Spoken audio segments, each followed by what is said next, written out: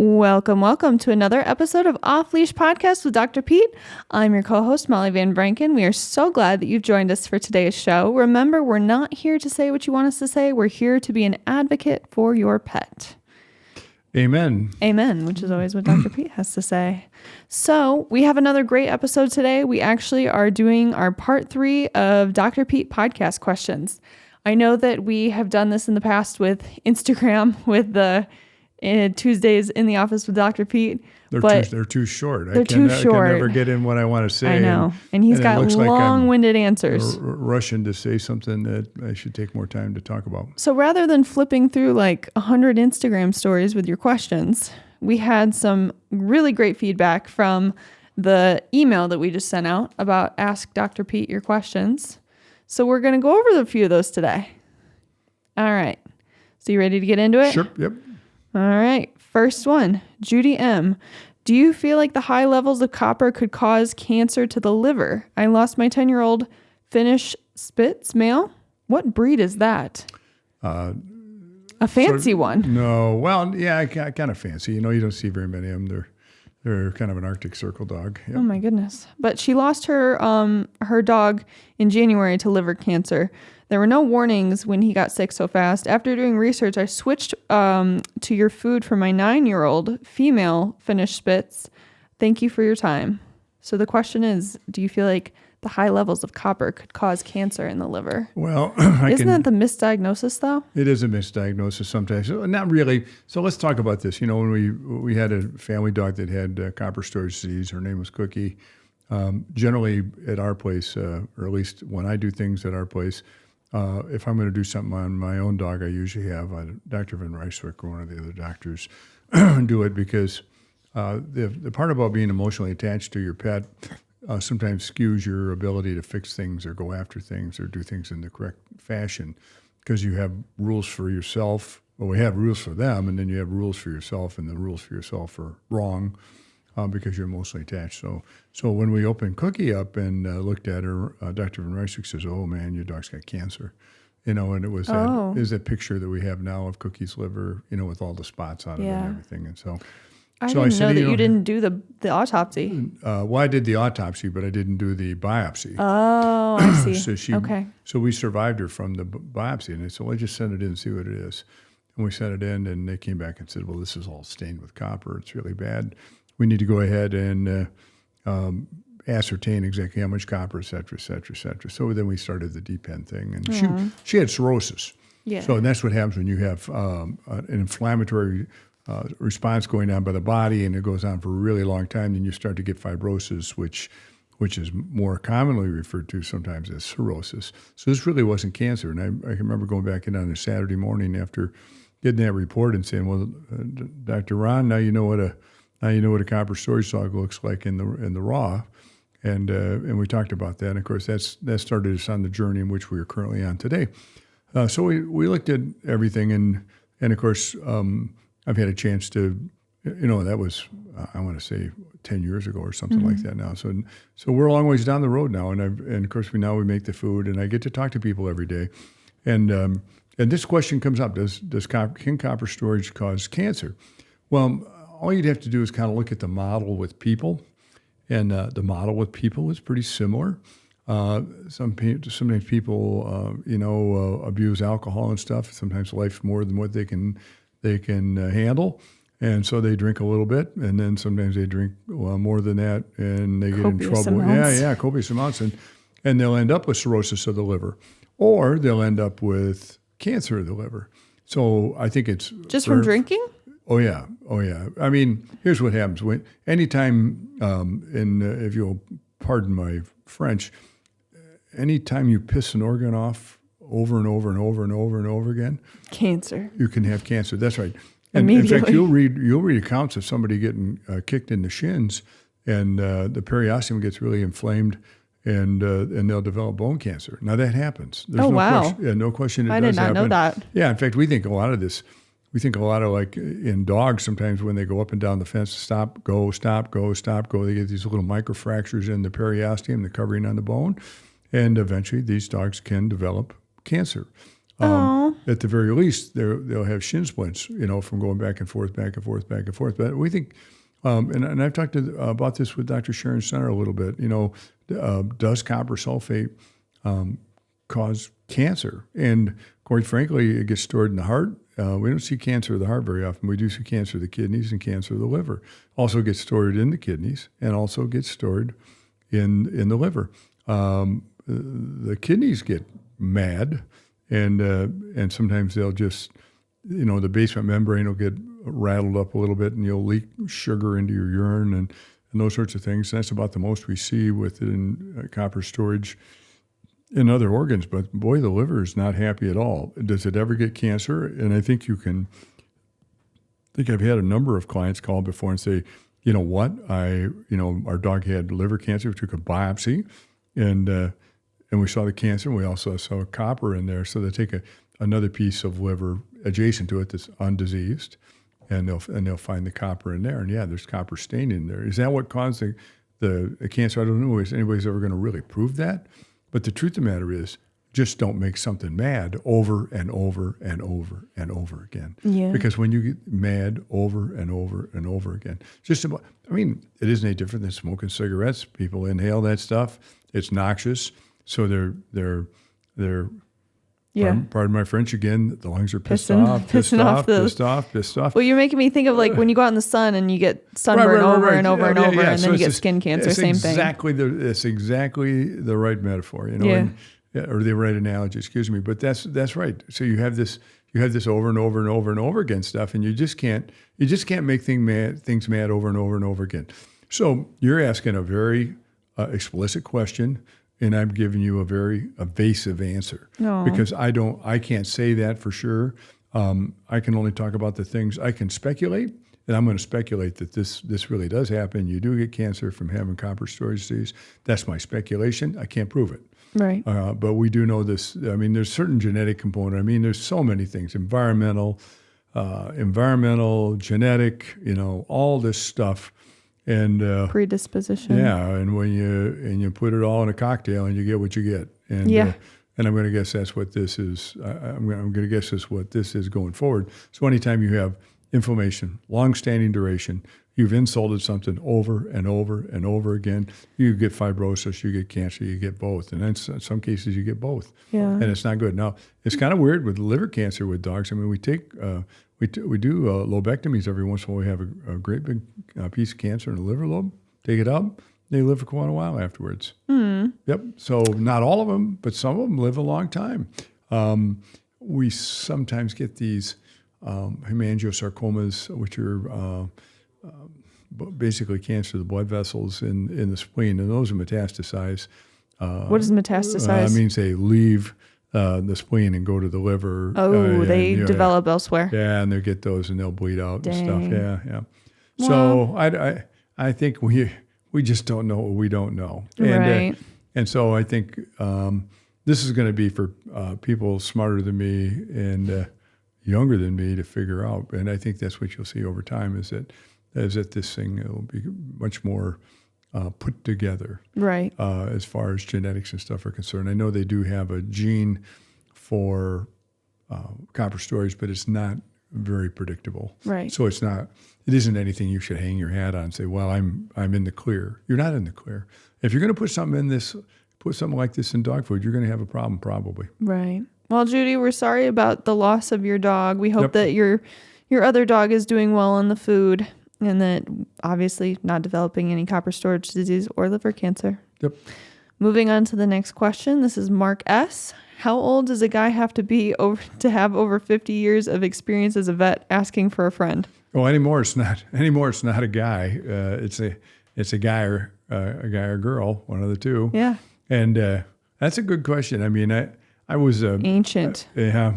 No, I would have been a little intimidated if the day I got out of school I knew how much stuff was going to happen to me over the course of my life. Now the whole thing, Mark, is that what really happens with us as veterinarians, and if this is who I think it is, this guy's a musician, and so he understands that to be really good at playing an instrument, you have to have 10,000 hours of So if you're going to be a good guitar player, Oh, is this a friend of yours? yeah, it's a friend of mine. Oh, Yeah. okay. Yeah, I think I know we're not supposed to say we're not full names. Yeah, we're not supposed to say full Mark names. S. Yeah. Anyway, Mark S. Mark S. Anyway. Marcus. I think that the one thing you have to do is you have to show up lucid every day. And if you show up 4 or 5 days a week and you work hard and you see a lot of stuff, it's really kind of like a lot of things in life, whether it's playing the guitar, playing golf or whatever. If you practice a lot, you get reasonably good at it. Some people become better than others. But that all being said, I'd have to tell you, I've been doing this for a long time, and I go in and I'm still stumped on stuff and I'm still learning stuff. And it's like, I didn't think this is where I'd be at this point in my life, that I'd still be struggling to figure some things out, because no matter, as soon as I learn to hit the curveball, somebody throws me a knuckleball or a slider or something like that. It's just hard. It gets hard to hit all this stuff. It's hard to learn how to hit all these pitches. Okay, but you're dodging the question here. How long? How old does a guy have to be? Oh, a guy has to be 75 years old to do that. Holy yeah. cow. Yeah. So And you're not planning on retiring anytime soon? well, I don't know. We'll see what happens. I mean, I told myself I would retire when I went in. I didn't enjoy it anymore. So And you I still think enjoy that's- it? Yeah, and in fact, my friend Mark S. He retired from doing what he did. Now he kind of puts it around doing it again a little bit and stuff. So Still enjoys yeah, it? everybody knows what makes them happy. And everybody else should understand that most of us know what makes us happy, and we know what makes us unhappy. So we always try to take the happy route, even though it might not be the route everybody would prefer we took. And because I get that. So this happened this last week. Some guy, I walked in and I'm talking to this guy about stuff. And At the clinic? Yeah, at the clinic. And he says, "Hey, I got a question for you." I said, "What's that?" And he says, "How come you're not on a beach in the Bahamas someplace?" I mean, what do you mean? He says, "Well, you're old enough to retire." And I said, "Oh, yeah, I'm probably old enough to retire." And he said, "I'm surprised you're not on a beach in the Bahamas. Just curious why you're not." And I said, "I don't know. I kind of like doing this. It's fine." I feel like you have the if you don't use it, you lose it mentality. Yeah, well, it is. So this guy, I work along, I'm doing stuff, and we get everything done. And I always have what they call the kiss goodbye with clients. In other words, you go in and explain everything, what you did today, why you did it, what you expect to happen, whether you think everything's going to be all right or not. And we get all done, and I walk out of the room, and I turn around, and I walk back in, and I said, "Hey, skin cancer." He said, "What do you mean skin cancer?" I said, that's the answer to why I'm not on the beach in the Bahamas someplace. Skin cancer. Oh, I get it. Good answer. Yeah. All right, you ready for this next Sure. question? This one's actually a really good one. Lily L, and then I don't know what these letters are after MD. Okay. FAAP. Not sure. I don't know.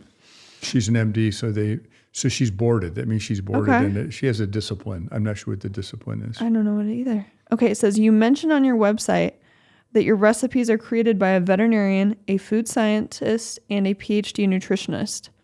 Is it nutritionist or nutritionalist? Nutritionist. Nutritionist. Okay.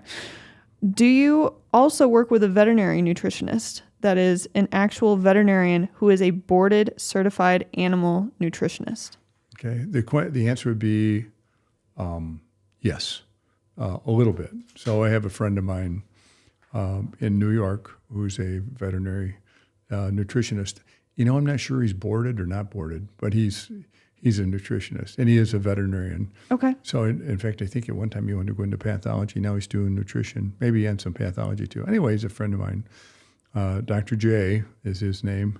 Not Julius Irving, obviously, but Dr. J. Anyway, he's a good guy. So every once in a while, I'll leave a message. "Hey, this is Pete. Will you call me?" So he calls me, and then I bounce stuff. "Okay, here's what I'm doing. I'm trying to figure out this, and this." So, and he's kind of like a fourth party. So we have, the people in our group right now are the doctor with the 50 years of experience. Veterinarian, you. Yep, and then the The food scientist. scientist. That's a guy who worked at one of the major dog food companies at one time, And then the PhD and worked nutritionist. here in Battle Creek when we were in the cereal industry, and he worked in the cereal industry also, but he worked in the dog food industry. So this guy, you could say, "Hey, what about this? What about that? What about this? What about that?" Then I have the PhD nutritionist who works for the place who makes the premix for our foods and everything, and and he understands, the manufacturing of dog food and why this happens and why they have. So he's got a lot of experience too. So what you've got is you've got Kind of the trifecta. Yeah, one really old guy, one kind of old guy, and one not real old guy, but old enough to. We're all probably old enough to retire, and one of us is, not me. And yes, so we work together. Because what I see on a daily basis gives me a perspective, and what the people in industry see gives them a perspective, and the guy who's making the mineral gives him perspective. And then when it's a tie, I guess it's like a baseball game. We're going to have a review here, a video review, and see whether the guy is safe at second or not. And so then I call a guy in New York, and I chat with him about it. And then and he's a good guy too. I think he's a friend of mine, and we met at a we were touring a dog food company, and he was there, and we met, and we kind of hit it off. But he doesn't work directly with Voyager. Nope, not really. Okay. He's not on our. He's actually he helps manufacture other people's dog food, but we talk. He gives advice. And well, he's on their payroll. He's not on our payroll. For us, it's one of those. He's passionate about. Actually, I think he thinks the copper ought to be out of dog food also. So he's on that side of the line. Okay. And so he's in that veterinary political community. And he doesn't want to have copper in dog food. So, but I will call him. He's like the tiebreaker. And so I'll call him and talk to him about stuff. He'll give me ideas, and I'll give him ideas on what's going on with us. So we actually have this exchange of ideas, and it's kind of fun because I know things he doesn't know. He knows things I don't know. So we trade. It's like a baseball trading thing, baseball card trading thing. So I trade him a mantle card for a maize card. And so we do that all the time. Not all the time. I mean, probably 2 or 3 times a year I talk to him. There's a second part to this question. Sure. Have you done any feeding trials with your various formulas? Yeah, we have. And when we first started, we sent diets out to see what the stool quality would be, digestibility, palatability. So we did all that stuff. And in the end, so we knew it was all right to start with those things. In the end, what you have to do, you have to get feedback from your clients, and you have to feed the food yourselves. And in fact, that was one of the major reasons we decided to make our own food. I thought, I got clients in this town, I got friends in this town, I got family with their dogs. And so tell me more about the feeding trials. The feeding trials. So you take food, and it's typically kind of sent to a beagle colony. And then what they do is they have people that collect data all day long, feeding the food, find out which food they like. So put 2 or 3 foods down. In fact, sometimes you'll actually be pitting one of your foods against one of your other foods to figure out which one's the most palatable. And then the dogs make the decision. It's like, it wouldn't be any different just going to a restaurant and they say, well, tell me about the steak with the gravy over it and stuff. Nah, a little tough. That's what Except the dogs can't talk. Yeah, no.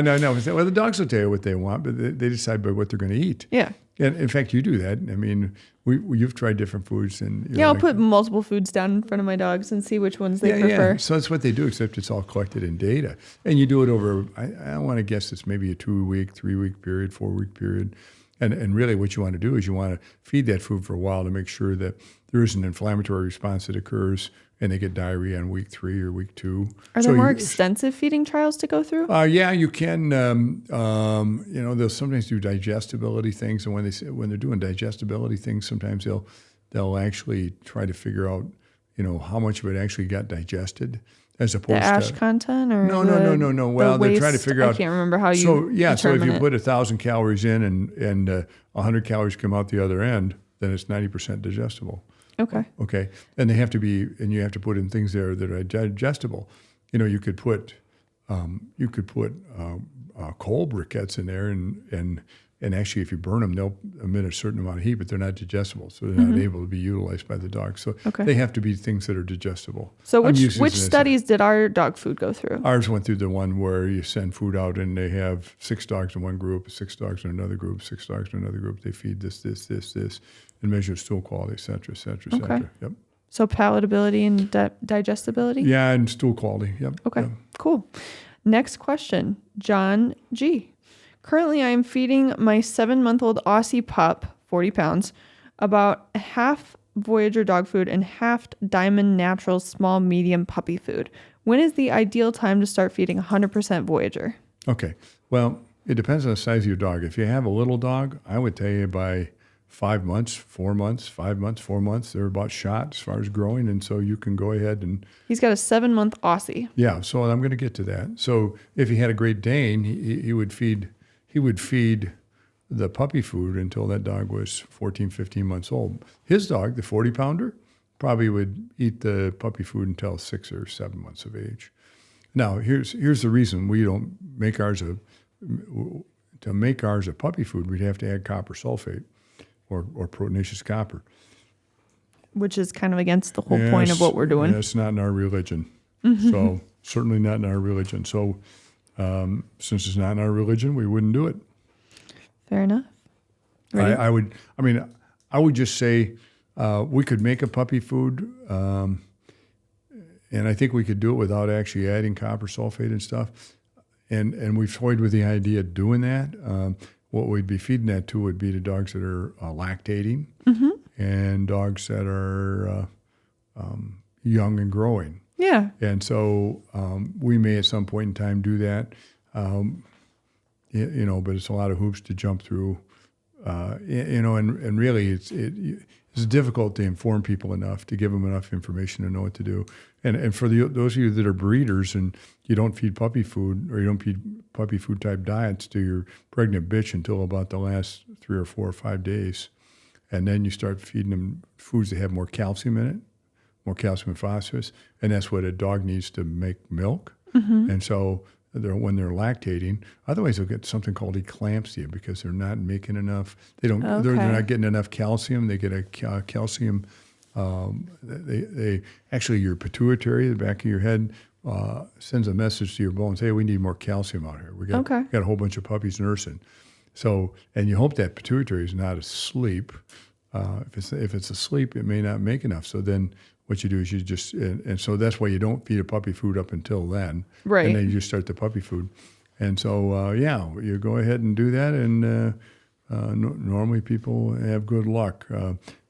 Just between you and I and the fence post, I wouldn't have any problems feeding any of our foods as puppy foods. To be honest with you, I really wouldn't. I mean, there's enough copper in there not to ever have a copper shortage. So otherwise our diets meet all those criteria, not the copper, but that's not in our religion to put copper sulfate or proteinaceous copper in dog food. That's a good answer. Yep. All right, we're going to do one more question, and then we're going to break this up into a part 2. Okay. All right.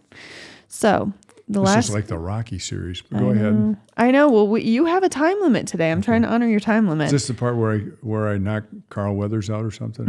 Okay, very exactly. Good. Okay. The next question is from Karen C. My 5-year-old Frenchie, Julius Caesar, is on day 3 of your sensitive skin salmon formula diet, and he is loving it. He is 5 and just got diagnosed with copper storage disease and canine hepatitis via a liver biopsy.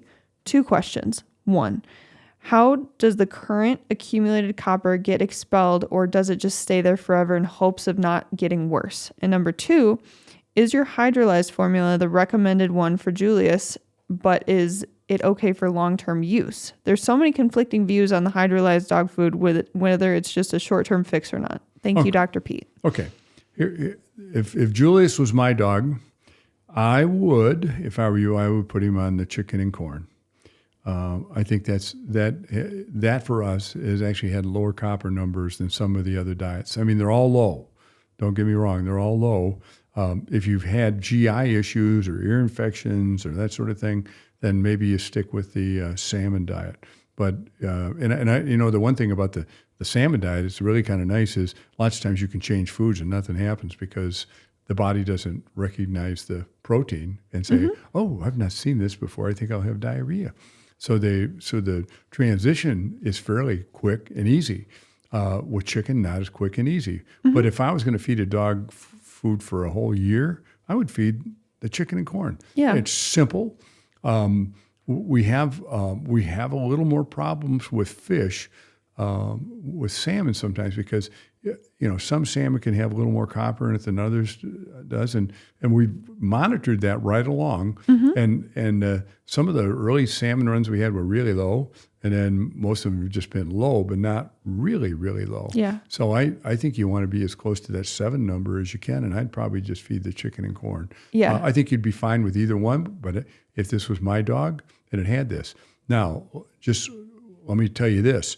Molly, your dog, we actually had your dog spayed by Michigan State. Molly has a Labrador Retriever named Sage.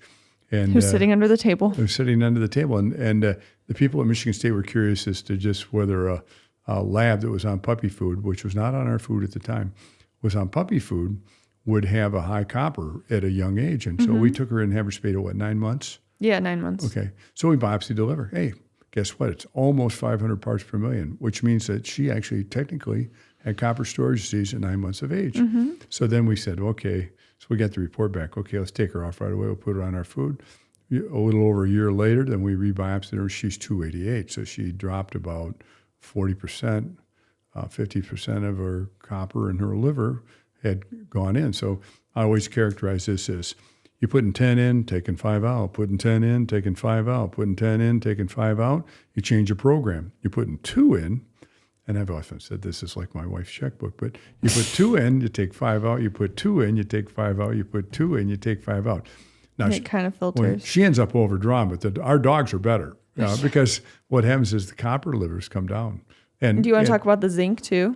Zinc? Yeah, we put a little extra zinc in our food because you know what? No matter what we do, sometimes we have customers or clients that kind of screw this up by top dressing these foods with other foods. Which contain copper? Yeah, with maybe like a freeze-dried or some treats or canned food.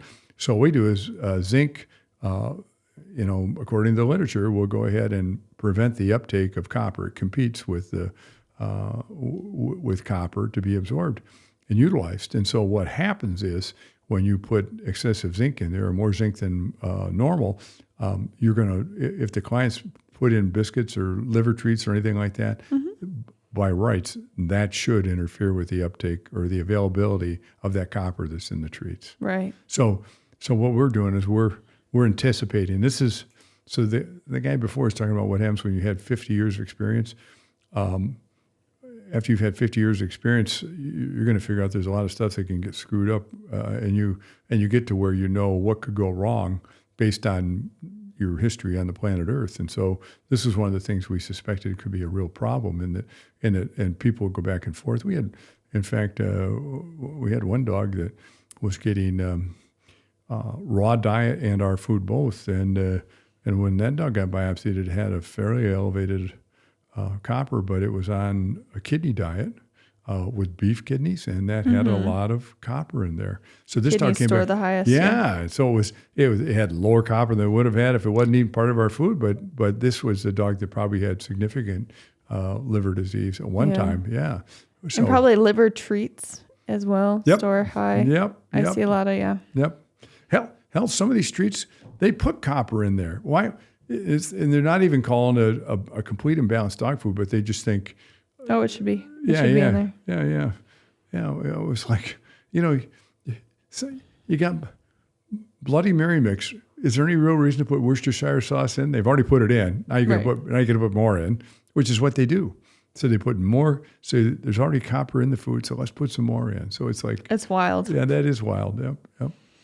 Well, I hope, Karen, we've answered your question. Is there anything else you wanted to add to it? No, these are all good questions. And I like this format a lot. Just for the record, I like this format a lot better because sometimes I just get to talk about a topic, but Yeah. I don't get the client's perspective. When you call in, even the smart aleck questions are good. They're a lot of fun. So We always and appreciate the questions. I think he knows who we're talking about. But anyway, yeah.